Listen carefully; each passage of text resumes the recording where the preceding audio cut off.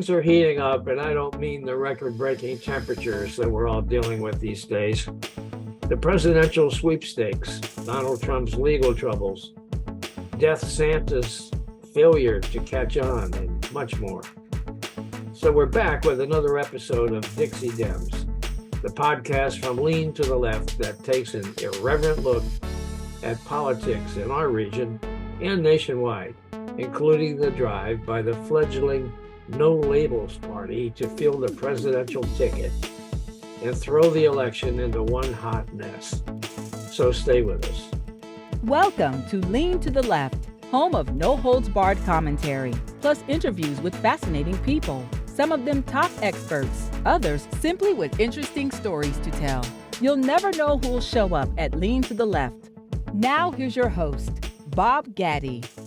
Hey guys, welcome to the Lean to the Left podcast and the July 2023 episode of the Dixie Dems with my podcast partners, Arthur Hill from North Carolina and Robert Thompson from Georgia. Arthur is first vice chair of the Brunswick County, North Carolina Democratic Party, and Robert is based in Atlanta. He founded Peach News Now and its opinion podcast, Goddamn Liberals.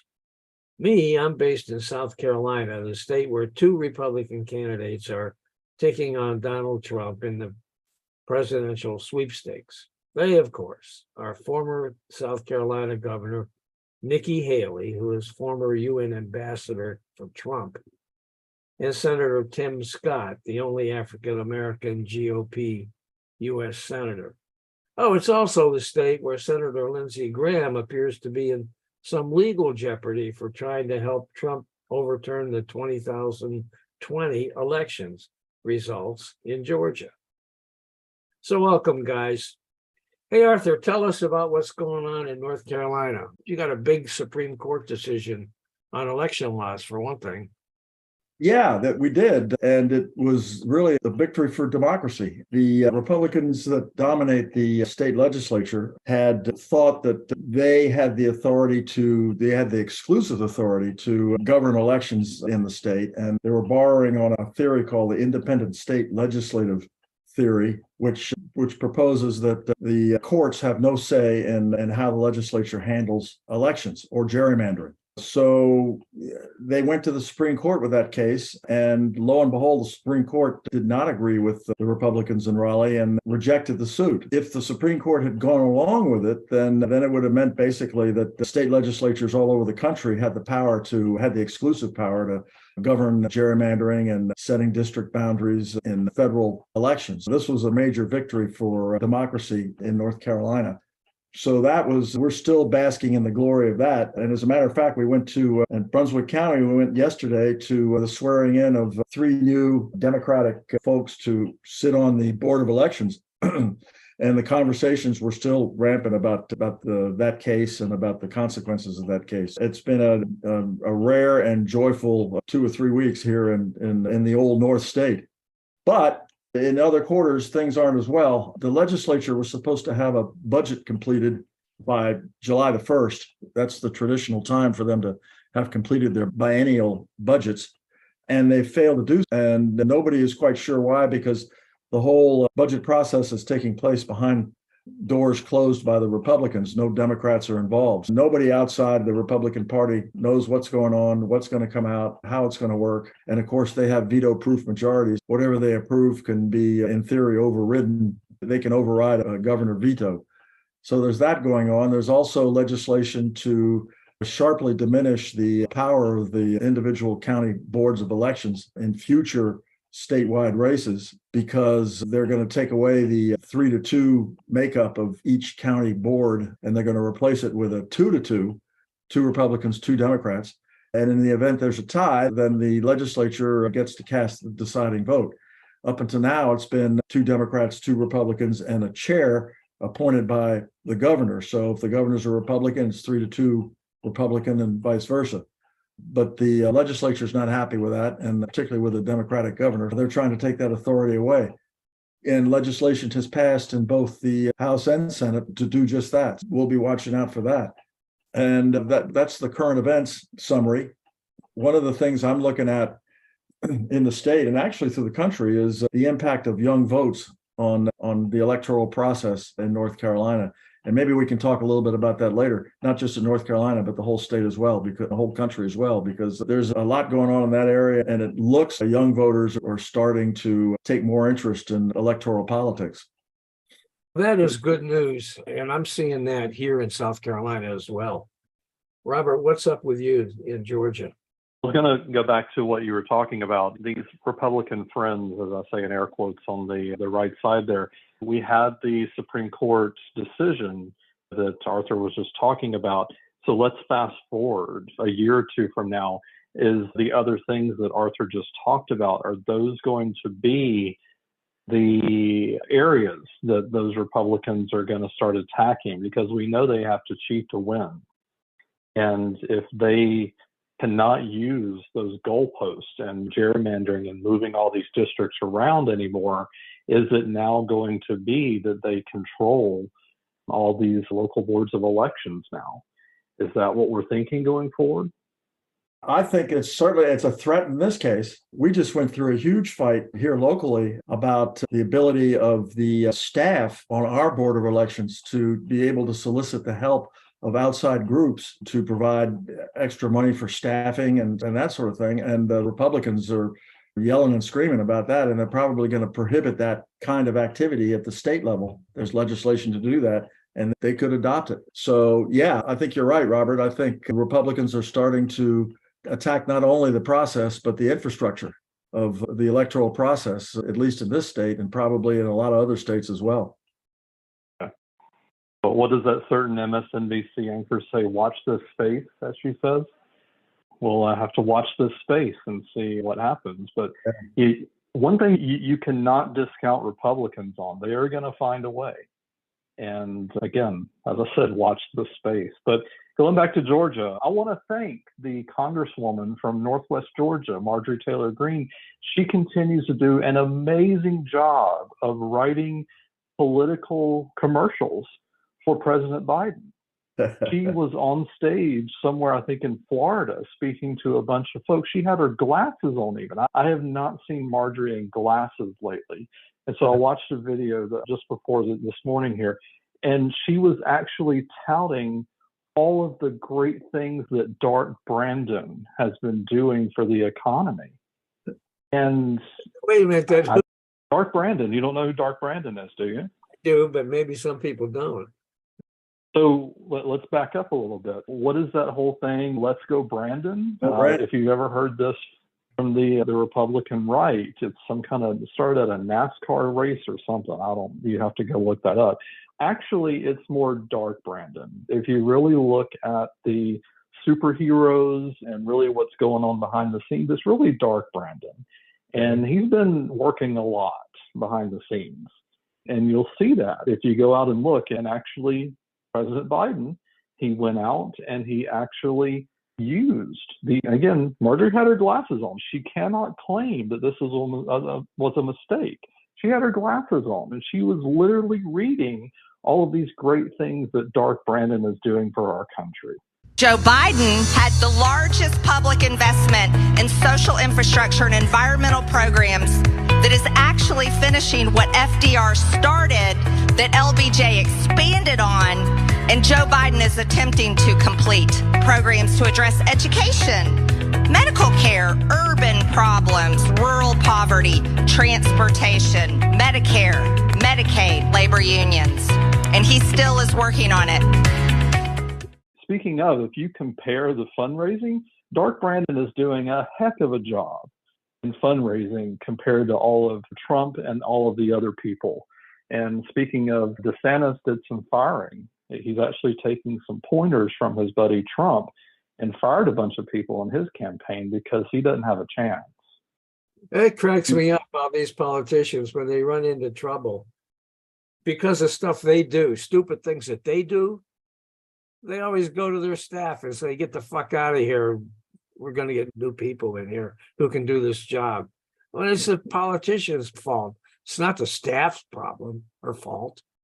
Well, they just have to spin it another way, clearly. They're just doing a horrible job of spinning the bullshit. Another premonition. So here we are, July 2023. You're seeing some notes and some news stories come out that CEOs, they're already placing their bets. So these very well-paid millionaire, billionaire CEOs that run these huge corporations in our country, they have to place bets that, one of the things that they do with these very high-paid, well-paid salaries, they have to make strategic decisions. Guess what? They're thinking that Democrats are going to keep the White House. If you look at some of these strategic decisions, you have these mega donors that are pulling money from the Republican Party, because guess what? If the Republican Party is not in power, why are you going to dinner with them? Because they don't have any power. They're going to go start talking to the people that are in power and making sure that they are on their side. But speaking of it, there is a little strike going on. Georgia is mini Hollywood now, and we've talked about this, and mostly California, but you also have stuff affecting here in Georgia. But in the middle of all this, there was an interesting little graphic that got shared out. But these CEOs that I was just talking about in the entertainment business, many of them making hundreds of millions of dollars a year. Now, Arthur and Bob, I don't think you guys along the way were able to make hundreds of millions of dollars. I know I have not made my first million yet. No. I would make that. Yeah, I would make that assumption. I'm hoping to cash in on the jackpot with this podcast. Yeah. That reminds me, the other night I went to the grocery store, and the little lady who was helping bag my groceries, she said, "Have you bought your lottery tickets yet?" I said, "No, why would I do that?" She said, $800 million, that's why. I said, "Oh, okay." So I went and bought $20 worth of lottery tickets at the counter, and I came home and dutifully watched the report of the lottery and what the numbers were. And out of all those numbers, I had one number that was included, and I think it was number 54. Well, hang on to that number. It's a good number. Yeah. So it sounds a lot like being American. I told the young lady that if I win the 800 million, I will give you $1 million. She said, "Oh, that's really great. I'll hold you to that." Have to hold me to it because I didn't win. All right. Anyway, back to the topic at hand. Robert, what else you got? The point is with these millionaire CEOs, a friend of mine messaged me and he's just really mad. He works these 40, 50-hour work weeks. They have a kid, and it's so draining to see these corporations making all this money. It's going to the top, to the shareholders and everything. And you're just in this cog, in this American thing. And I've talked about it in numerous angles on my podcast before, capitalism killing the middle class and everything. Kudos. We'll see what comes out of this. These strikers that are on numerous angles. You've got them at the airlines, you've got the entertainment business, you've got also us maybe striking again. So we'll see what happens there. Also, and I didn't put this in my notes, I was just remembering here, but there is a specific political ad in Ohio, I believe. It is, so I'll set the stage here. It's in a bedroom, so it's spicy. So you have a couple that is doing their thing in the bed, and all of a sudden they go to reach for a certain bit of protection in the drawer.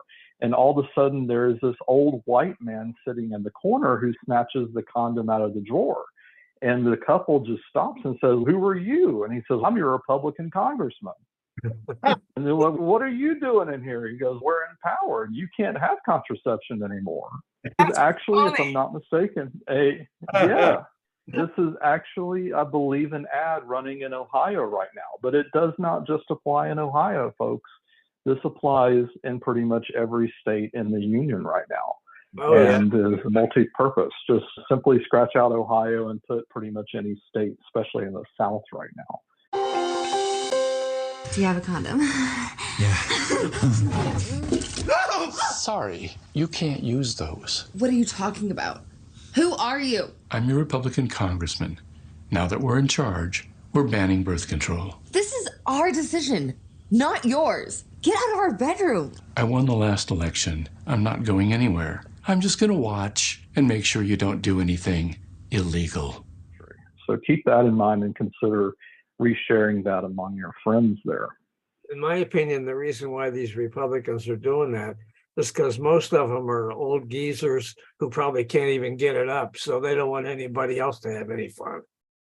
Yeah. How about It's that? from 2 old white geezers to many more, right? So, What else you got there, and Robert? lastly, just last 2 things, killing on these MAGA traitor Republicans. These January 6th traitors, they keep flip-flopping. And that's right in line with flip-flop Lindsey. It depends on the day of the week and what flip-flop Lindsey Graham is going to do. But the red, white, and blue horn guy, he spent a reduced sentence, was about a year in prison for his January 6th thing. He is having a change of heart about his guilty plea, bless his heart. And maybe he'll have another trial if he feels like he just is not guilty all of a sudden of being traitorous to the U.S. And if he doesn't like it here, why is he still here? Number one, but there you go. And apparently it doesn't take much, again, I'll put air quotes there, to be a popular music artist to the radical Republican MAGA people. You have people like Kid Rock, and then there's this other rapper that is actually he's really bad. I'm not even going to repeat his name because I don't want to give him any notoriety. Again, you might have remembered that I can do some karaoke. I actually challenge him. I can do karaoke better than the bad rap job he's doing. All right.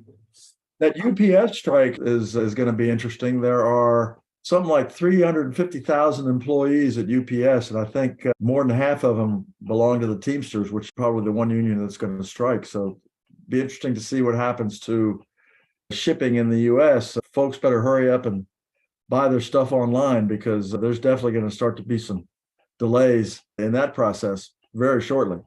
That's going to play hell with the stock market, isn't it? And that too. Yeah, absolutely. Every damn time that I get up to anywhere near the goal that I set for myself, something happens. Putin attacks Ukraine and the market tanks. And the market hasn't come back from that. And all my retirement money practically is in some form from the stock market. I know I've lost a bunch of money as a result of that. Now this isn't going to help what you're saying. No. All right. But you ought to make up for your losses in the stock market by buying defense stocks because they seem to be doing real well with Ukraine. Yeah, that's true. Here's a thought. Here in South Carolina, Trump came to this little town called Pickens, which is like 3,300 people. It's up in the hills in the western part of the state.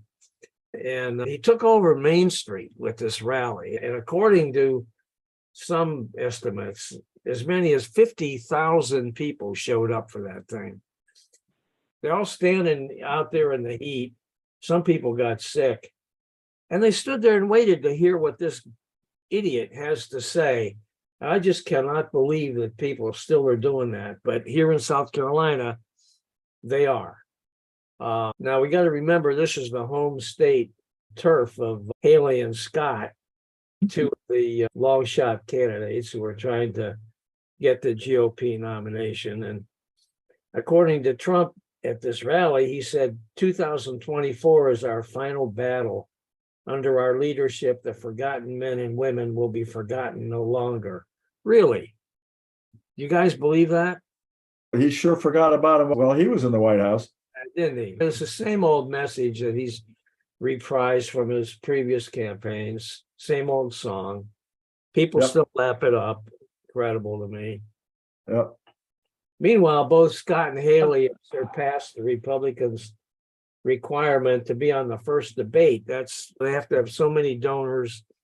So many donors have to be independent people.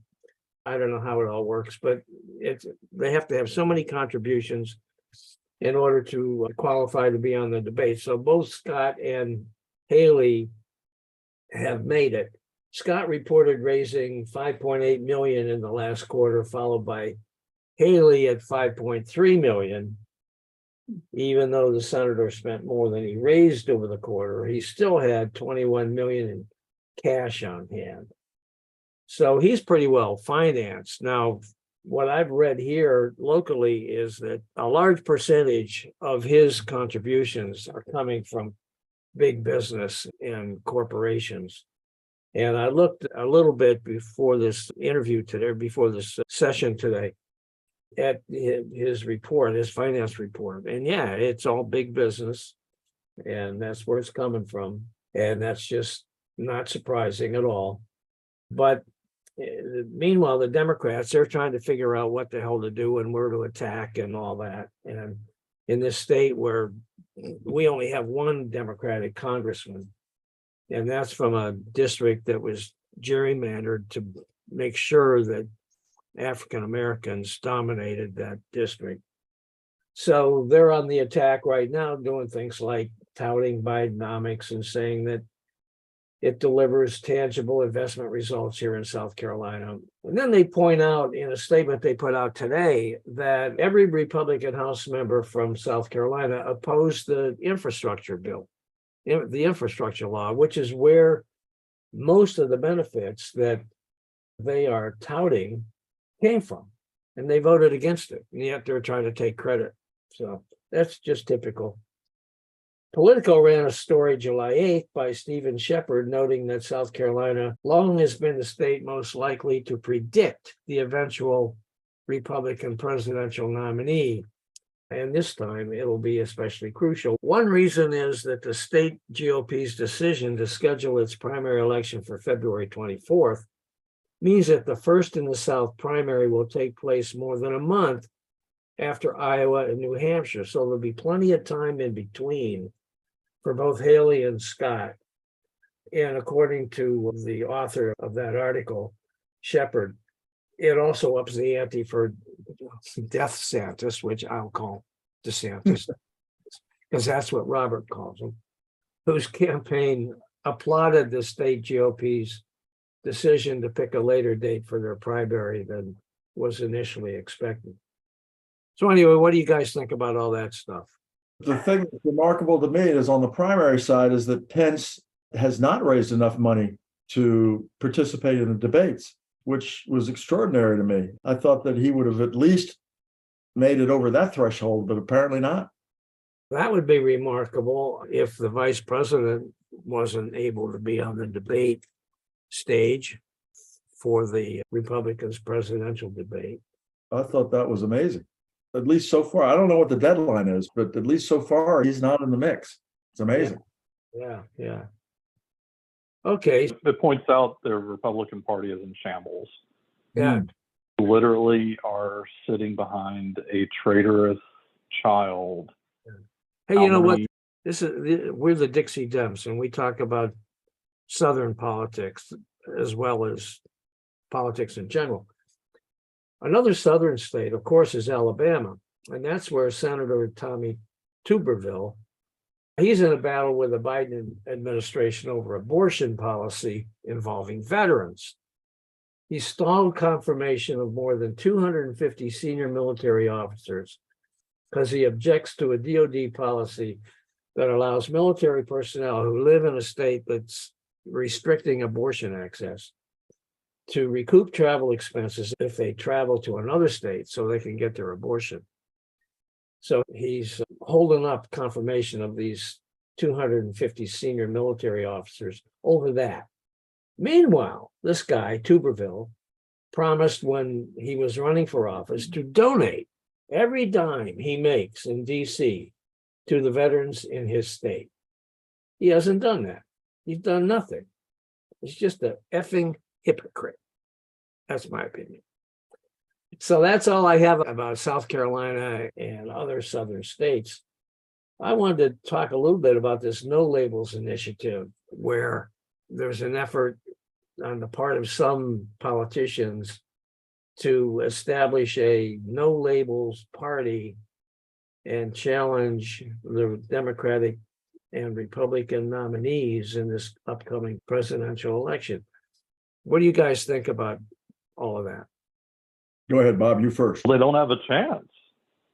What it means is that that's going to siphon votes away from Biden, in my opinion. I think it'd be disastrous if it really amounts to anything. They're going through the process to get on the ballot in a lot of different states. I don't know exactly how that works when you don't have any candidates yet, but don't. A meeting where they're going to come up with candidates. Is that what? Right. Yeah. It'll depend, I think, on the stands that they take. And we don't know anything about that either.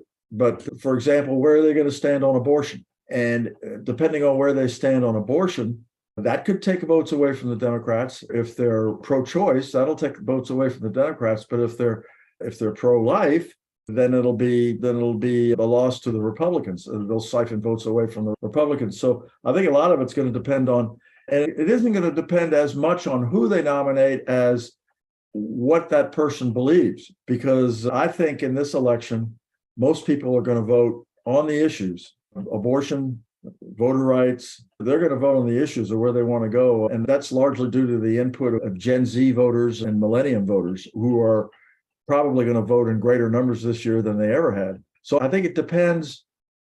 It depends on, number one, whether they can get on the ballot, and number two, where they come down on the issues. And I don't have that. They don't have any issues of their own, do they, or any positions of their own?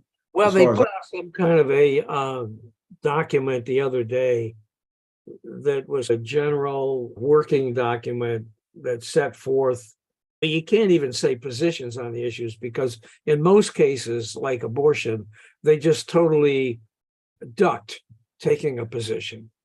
So where that all shakes out, it will be important, of course. But what if Joe Manchin ended up becoming the nominee of this group? What if he did? And then they're talking about having a Democratic candidate and a Republican candidate on the ticket. So Manchin presumably would be the Democratic presidential candidate on that ticket, and some other Republican that he would get along with would be the vice presidential nominee or candidate for that ticket. That would really throw a huge wrench into the election, I think, if Manchin did that. To me, it's just, this guy has done everything he can to scuttle the Biden presidency. And this would just be, to me, the frosting on the cake. You know, I'll out of the US for a second. I wish this were Canada. I wish this were the UK, where we had more than two parties. But until you do any major changes in this country with campaign finance, that's not going to be the case. And I agree with what you guys are saying, that it's going to take votes from one or the other. And this country is so divided on one side of the fence or the other that it's going to continue to be that way until these changes happen. There was also a recent interview. You might know the guy that founded Home Depot. And he actually said recently that a lot of the fights that we're doing on the football field, they're being played between the 20-yard lines and the goalposts. They're not being played between the 20 and the 20. We have somehow the middle of the field somehow. And I don't know what it takes to get us there. But the Republicans taking these stances and trying to get these wedge issues, that they're not helping at all. I had another thought too, and that is that you were talking a minute ago about some of the key issues that will be in play, and that a very important voting bloc will be young voters. I've been doing a lot of work on my podcast recently about climate change and the environment. And with these incredible heat waves that are taking place out west, and which will probably result in a lot of fires and et cetera. But with all of that happening, climate change and the environment had better be on the list of issues that people care about when they go vote. We're in a really serious, deep shit situation, I think. And I think all of these environmental incidents that are taking place today are a good indication of that. I think it's going to get worse. I think times are wasting, man. And the talking point for liberals, Democrats that are out there on the campaign trail, asking Republican parents having newborns, 23 and 2024, expect that child to potentially live to the year 2123. Mm-hmm. What it's going to look like in the year 2123? Here, the three of us are not going to be here, but that child potentially could still be here. What's going to kill them before that? Is it going to be a gun? Is it going to be it's too damn hot? Are they going to have any water to drink, food to eat? Questions. And can they really answer that? Those are good questions, Robert. Absolutely. And I think people better have that in mind when they go vote. That's harping once again on the young vote. That's got to be among the top three issues that's on their mind. And again, I don't think they care about which party supports what. They just know what they want and they know what their issues are, and they're going to vote for the candidate that best agrees with the positions on the issues. And climate change is definitely one of them. Abortion is definitely one of them. Voting rights is clearly one. And actually, I think taking away the no names equation for a minute, I think that actually helps Democrats, because most thinking Democrats are with young voters on those issues and they understand what's going on. Meanwhile, if you're a middle-aged guy living in a rural area and you voted for Democrats in the past, but you stopped because you either stopped voting or you stopped voting Democrat because they feel like they've been ignored and abused and abandoned. I think this time next year, you're going to be seeing a lot of worthwhile projects going on in those areas that are of direct benefit to the voters and that were approved under the Biden administration. And I think that's a lot of what Biden economics is about. And even in West Virginia, which is one of the reddest, if not the reddest state in the country, Joe Manchin is running as a Democrat, but this time next year, he may still be running as a Democrat. He's not facing a challenge in the primary, and there is a contested Republican primary. The Republican governor is running, and he's a pretty popular guy, and he's running in the primary against a MAGA Republican congressman. And so depending on who wins that primary, that's going to be a checkpoint for Manchin. He's going to say, if I'm running against a MAGA Republican, maybe I got a chance.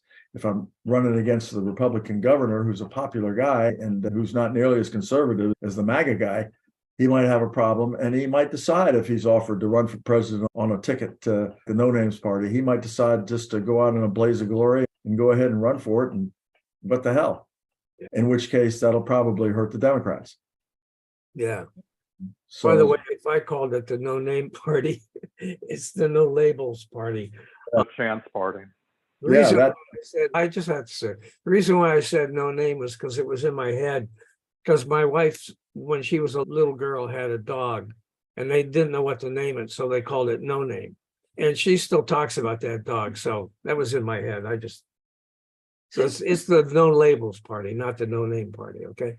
But I think it's too early to really tell at this point, I think. But time will tell. We'll see what happens.